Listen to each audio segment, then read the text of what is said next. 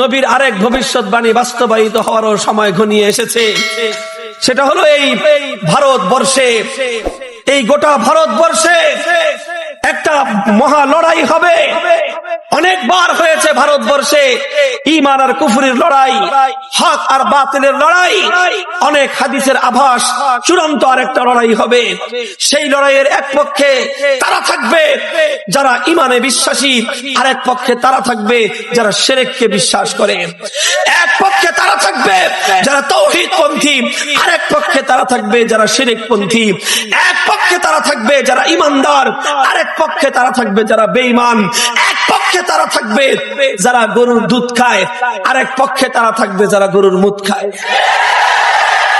ইনশাআল্লাহ এটা নবীর হাদিসের আভাস পাওয়া যায়, এবং এটাও পাওয়া যায় সেই চূড়ান্ত লড়াইয়ে বিজয় হবে তাদের যারা গরুর দুধ খায়।